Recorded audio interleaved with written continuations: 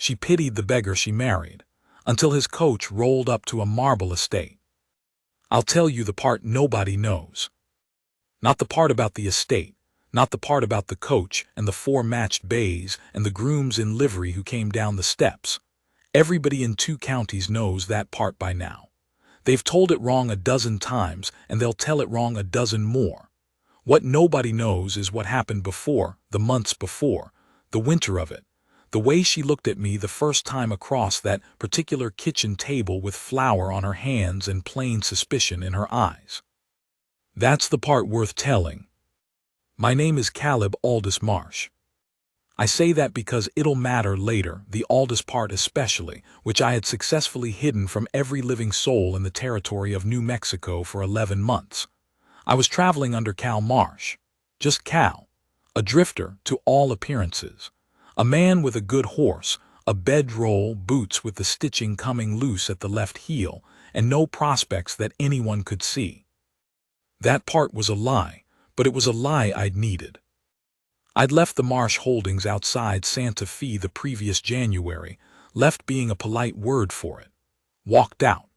Told my lawyer, a round man named Hector Voss, that I was going north for a spell and that he should conduct business as usual, and that if my brother Emmett called from Denver, he should be told I was unavailable and would remain so indefinitely. Voss had looked at me the way Voss always looked at me when I said something he found professionally alarming, over the rim of his spectacles, mouth slightly open. "You're going north," he said. "I am. In January." "Yes." Cal, he never used my full name either, and I'd known Voss since I was 9 years old. "You are worth, conservatively, $400,000. You cannot simply—" "Watch me," I said, and I left.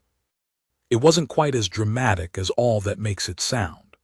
I was 38 years old, and I had lived my entire life inside the Marsh name, and the Marsh name was a weight I'd stopped being able to carry without noticing how heavy it was.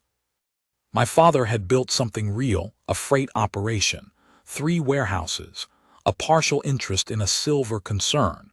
And when he died, I'd inherited it and grown it because that was what you did, and I was good at it, which also turned out to be a weight of its own kind.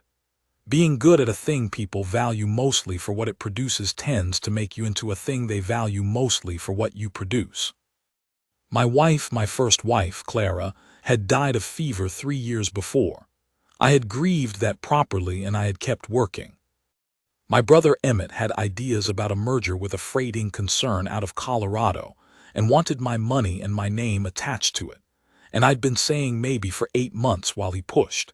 And in January, it finally became clear to me that I had no idea what I actually wanted from whatever remained of my life. That I had been, for some years, going through motions that had grown so familiar I could not separate them from myself. So I went north, not to find anything, just to be no one for a while. I ended up in a place called Myra Wells, which was not much of a place. A post office, a dry goods, a livery, a cantina, and a scattering of homesteads on the flats around it, most of them running cattle on land that didn't want to be ranched and doing it anyway because that's what people did in that country. I came in on a Thursday in early February. It was cold enough that my breath came out in visible puffs, and my horse, a big roan I called Edmund, was blowing ice crystals off his nostrils. I had money, not much on my person, deliberately not much, but enough to eat and stable Edmund and find a room. There was a widow woman who took in boarders. Mrs. Fenton, the man at the livery, told me, pointing east. "Big house for the country, and she'll feed you twice a day for 4 bits a week." I paid for Edmund's stall and walked east. The house was not big.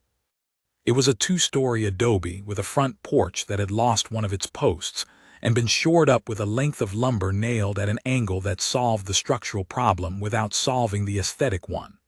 The roof had new shingles on one section and old on the rest, which told me something about the finances. Smoke from the chimney. A dog of indeterminate breed sleeping under the porch despite the cold, which told me something about the dog. I knocked. The woman who opened the door was not what I expected, though I don't know what I expected. She was somewhere around 32 or 33, dark-haired, with the kind of face that makes you think the person wearing it doesn't spend much time thinking about it. Practical face. Clear eyes, gray or green depending on the light. I learned later they were in fact green, that the gray was a trick of February mornings. Flour on her right hand, like she'd answered the door mid-task and hadn't paused to wipe it. She looked at me the way I mentioned. Suspicion, but not unfriendly suspicion. The kind a sensible woman alone develops when strange men knock. "I was told you take boarders," I said.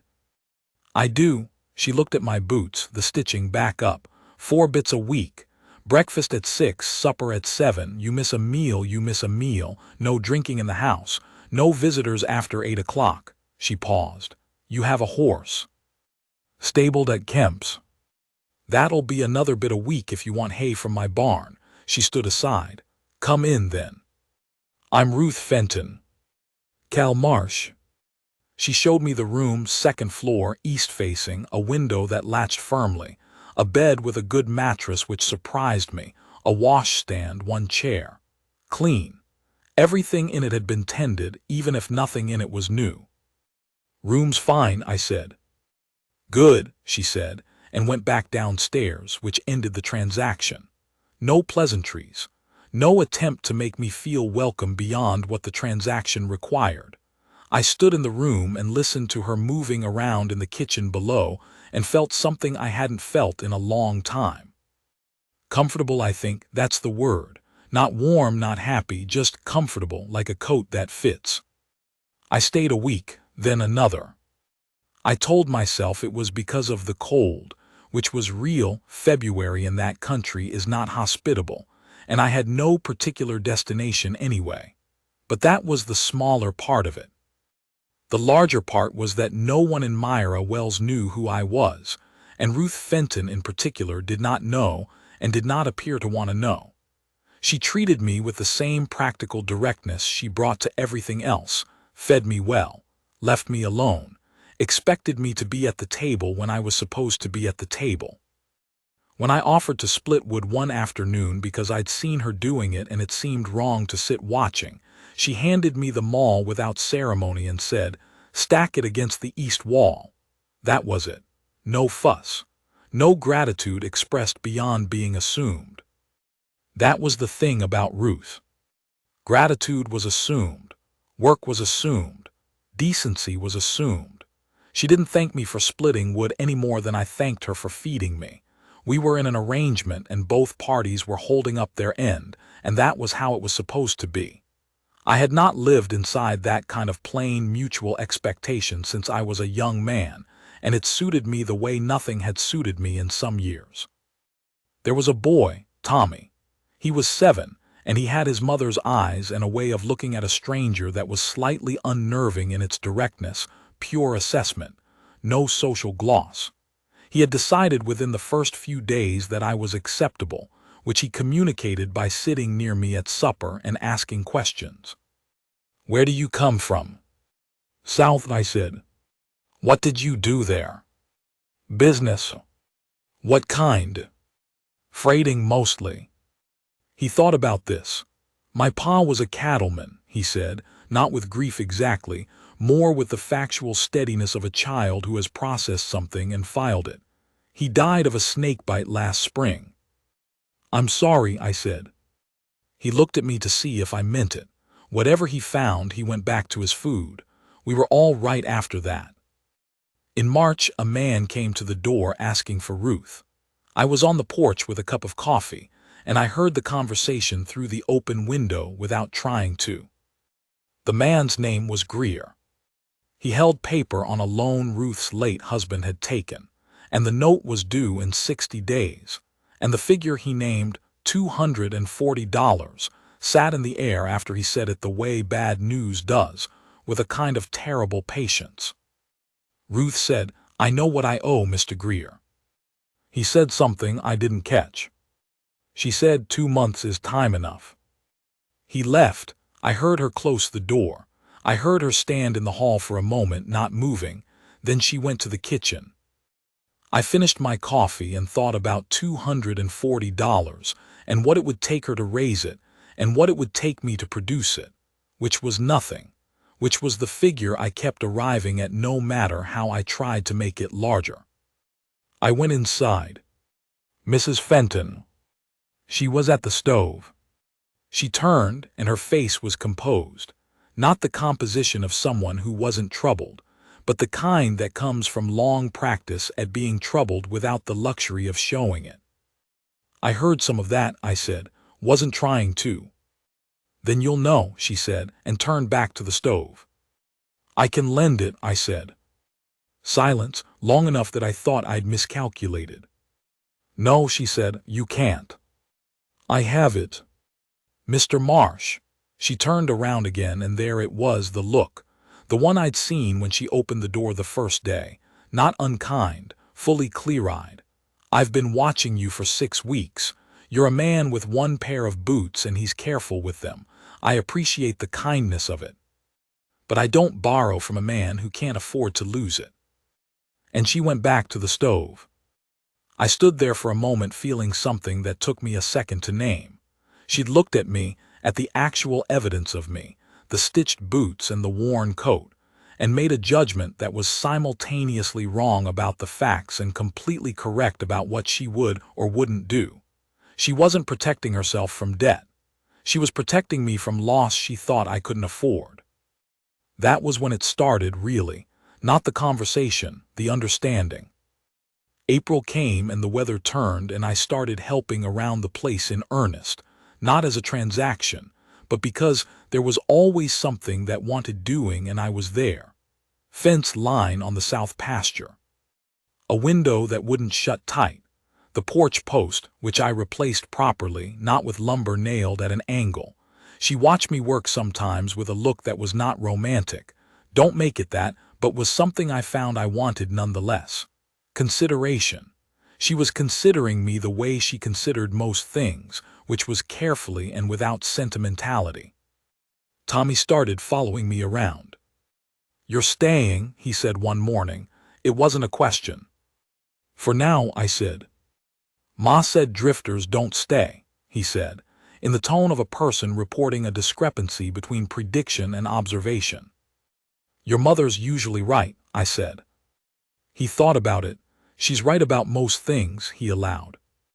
I like that boy. I still do. He's 15 now, and he's going to be something. In May, Greer came back. 60 days had run. I was in the barn when I heard his voice. I heard Ruth's voice. I heard the word foreclosure, and I came out of the barn and walked across to the house and stood in the yard. Greer was a broad man, late 40s, with the look of someone who'd found a comfortable position and meant to keep it. He saw me come out of the barn and he said to Ruth, "Who's this?" "My boarder," Ruth said.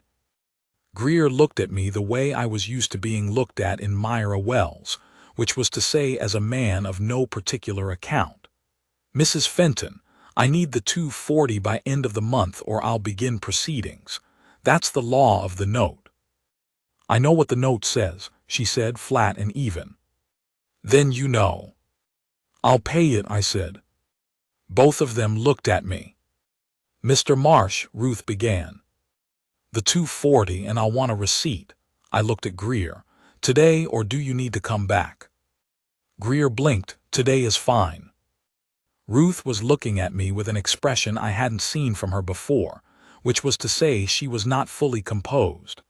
"I told you I wouldn't take money you couldn't afford to lose," she said, quietly, because Greer was right there.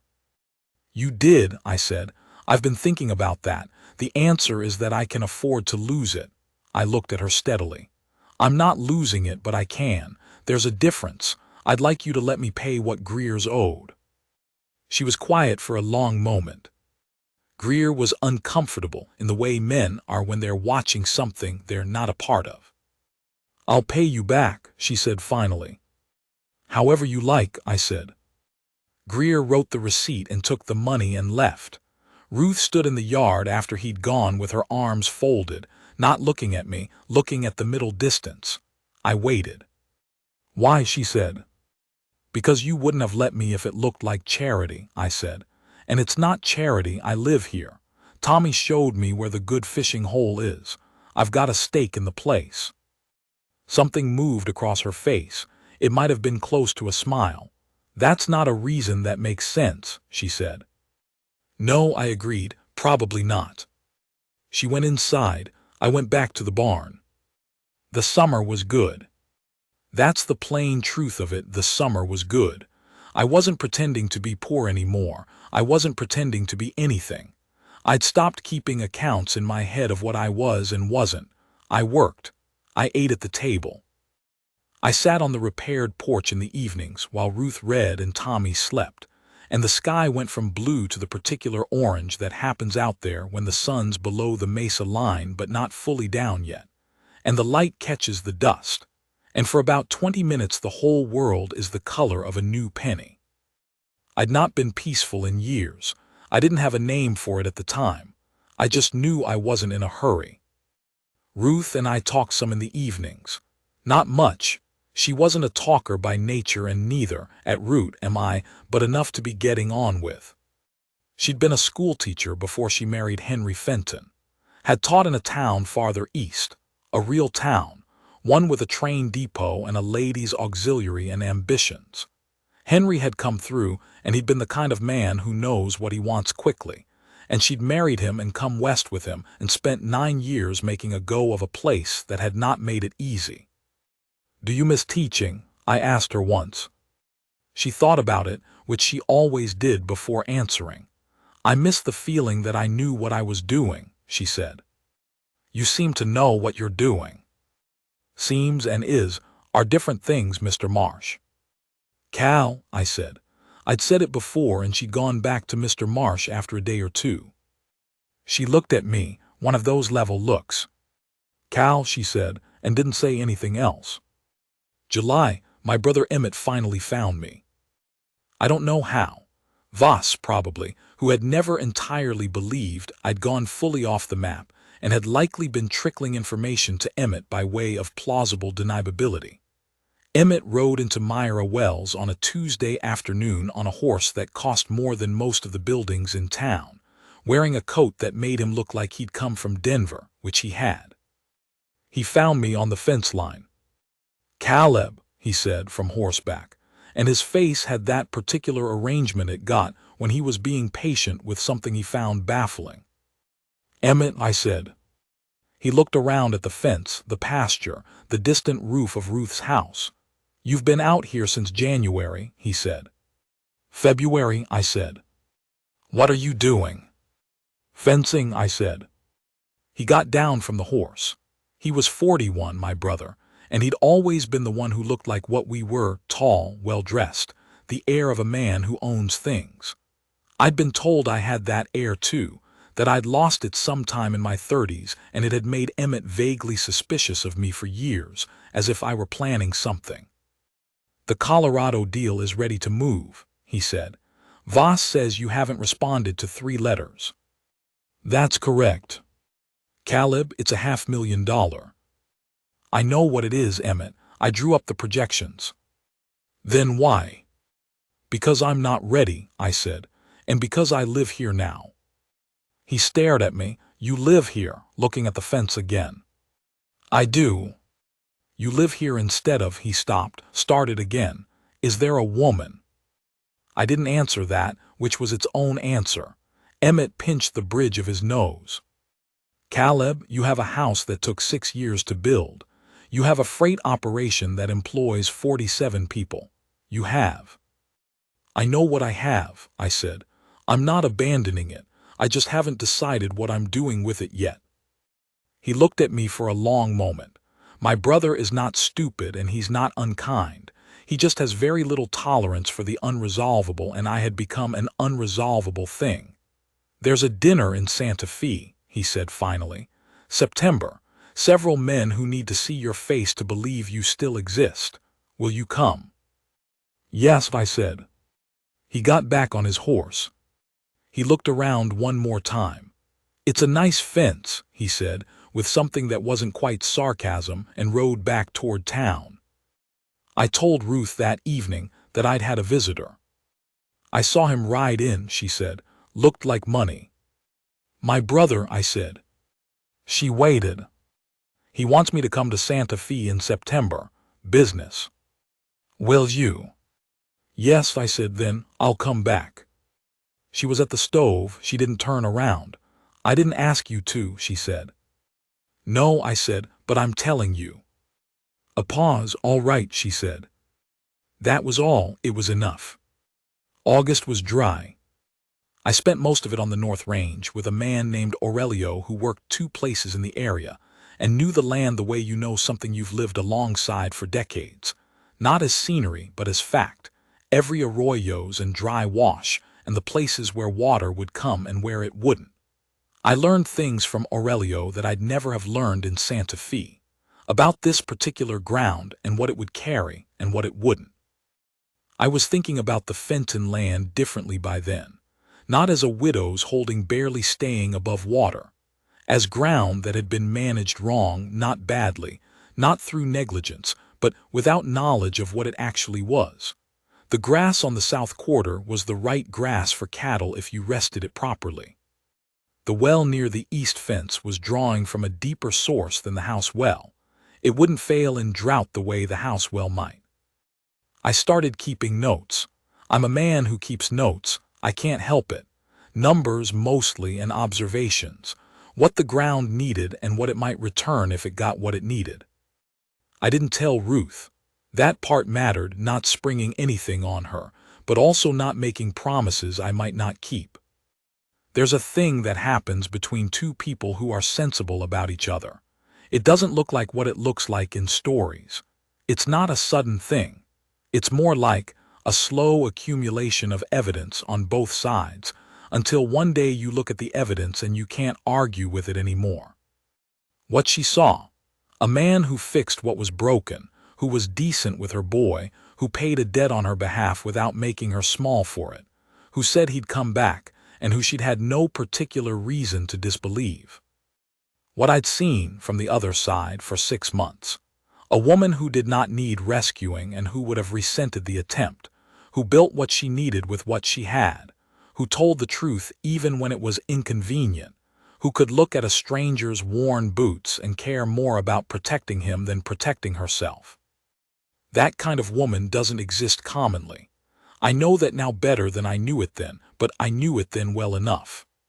One evening in late August, after Tommy had gone to bed and the light was doing the penny thing on the horizon, I said, "Ruth."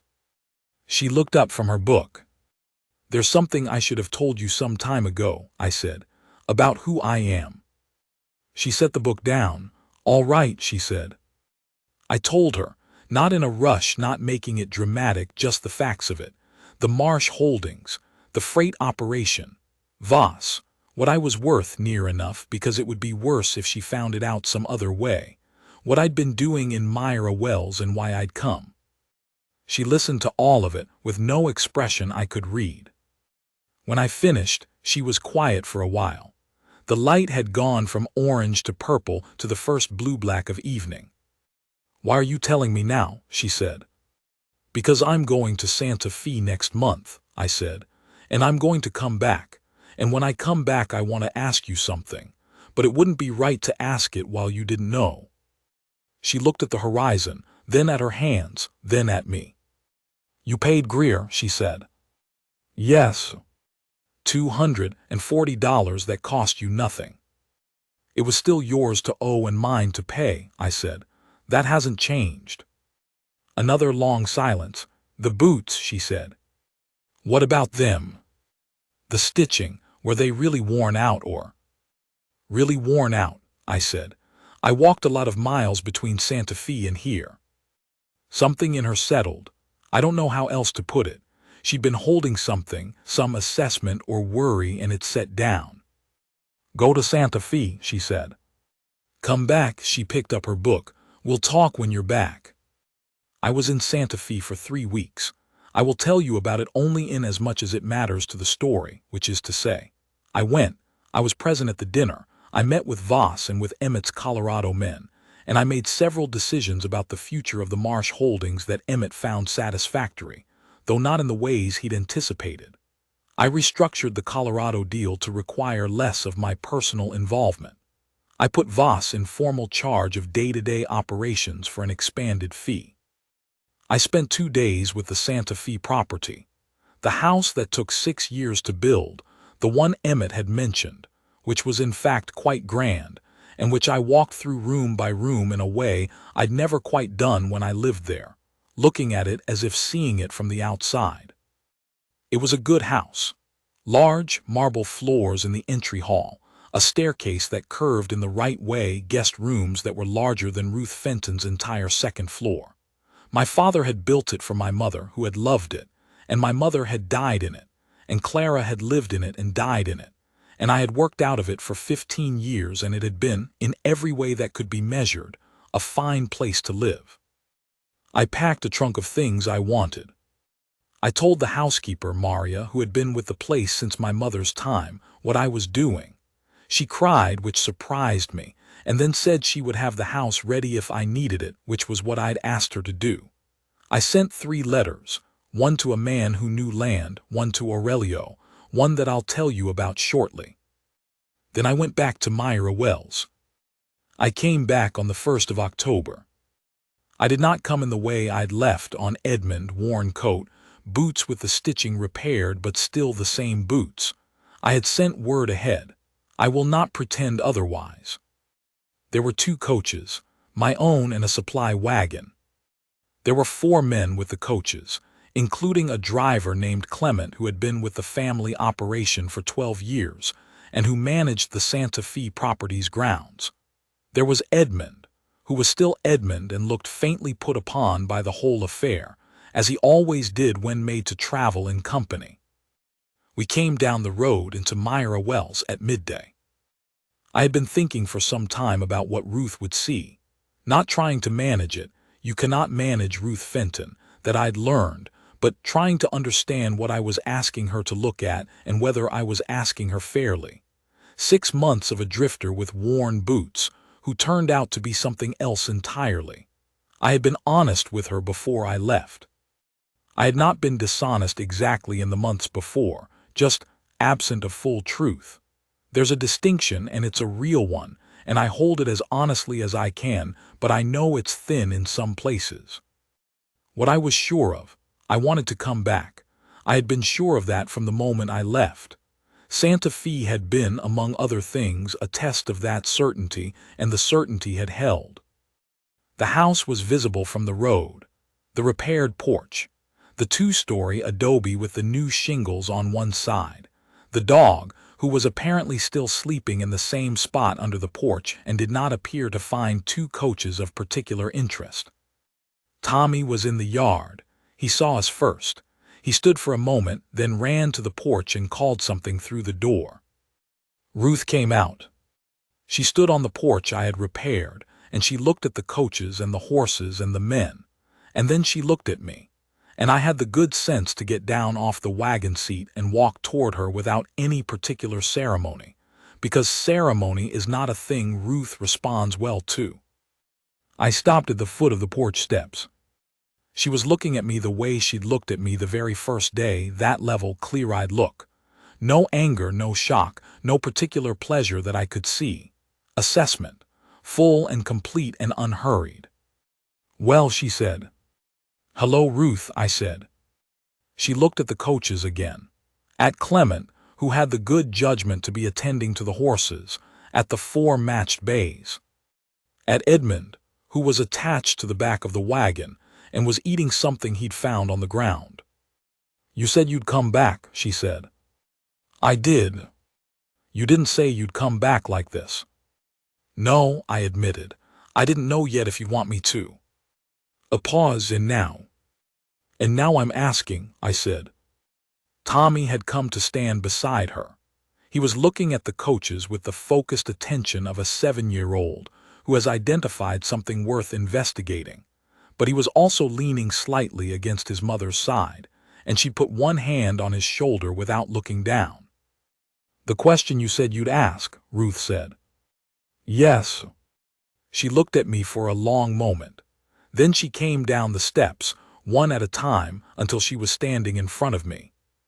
She was close enough that I could see the green of her eyes, which was its own complicated statement.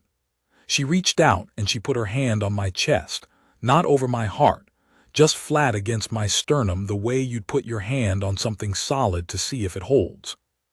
"You fixed my porch," she said. "I did." "And you paid what I owed Greer." "Yes." "And you went to Santa Fe and came back." "Yes." "And whatever you've got in those coaches," she said, "it doesn't change what you did with the fence or the porch or the window that wouldn't latch.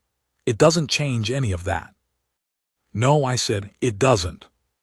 She kept her hand where it was. Her eyes were direct and even, and they were seeing me, not the coaches, not what I was worth, not what I might provide, me.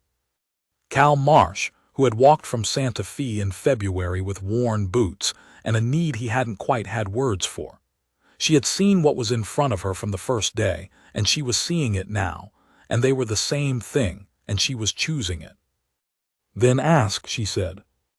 We were married in November at the church in Myra Wells, which was a modest church but a real one, with the pastor who'd been baptizing and burying people in that territory for 20 years. Ruth wore a dress the color of good winter sky, which is not white and not quite blue either, a color you don't have a good name for. Tommy wore a suit that fit him imperfectly and didn't appear troubled by it. Emmett came down from Denver, which I had not expected, and stood in the back of the church with an expression that eventually settled into something that might have been respect, if you knew where to look. There were about 40 people, the man at the livery, Aurelio and his wife, the dry goods man and his wife, the families from the surrounding homesteads, most of whom I'd met over the months in the way you meet people in a country where the nearest neighbor is 3 miles away at a distance, then suddenly all at once when something happens.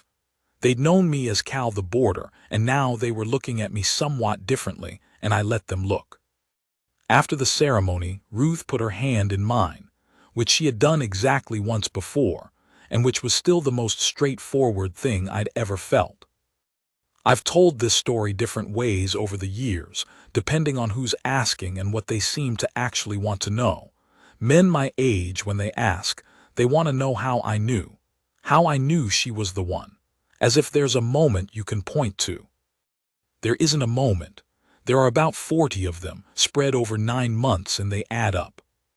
But if I had to pick one, if I had to point to the thing that told me what I was looking at, it would be the moment in March when she stood in the kitchen after Greer had gone, and she thought I was a man with worn boots and $60 to his name, and her response to my offer was not to take it, but to protect me from the loss. She looked at what she thought was a struggling man, and her first instinct was his welfare. I don't know how many people would do that. I know Ruth Fenton would and did. The marble floor in the Santa Fe house is still there. We go sometimes. The house is useful for business, and Emmett likes having somewhere to host people, and Tommy likes the horses in the stable there. Maria makes a fuss over Tommy, who accepts it with the equanimity of a boy who has always known what he was worth. But most of the time we're in Myra Wells. The land is different now than it was. Aurelio's advice and 2 years of proper rotation have brought the South pasture back in a way the county agent found notable enough to write about in a circular, which tickled Ruth considerably.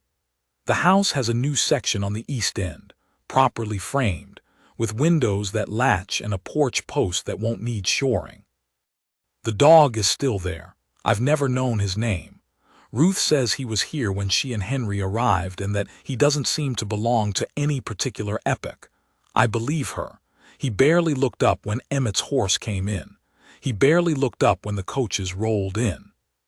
He's looking at something the rest of us can't see, and he has been since at least 1879. Most evenings when the work is done, we sit on the porch. Tommy does his reading inside now, at the kitchen table with the lamp, because he's at an age where his reading is serious and he doesn't like to be interrupted. So it's mostly just the two of us and whatever the sky is doing. Ruth doesn't need me to talk. She never has. What she needs from me is what she's always needed, which is a man who's there when he says he'll be there, who does what he says he'll do, who sees her clearly in return for being seen. That's the whole of it. Not complicated. Last week she put her hand on my arm. We were watching a storm come in off the mesa, the purple kind that rolls in flat and fast in early evening, and she didn't say anything. Just that. Her hand on my arm. I put my hand over hers. The storm came in.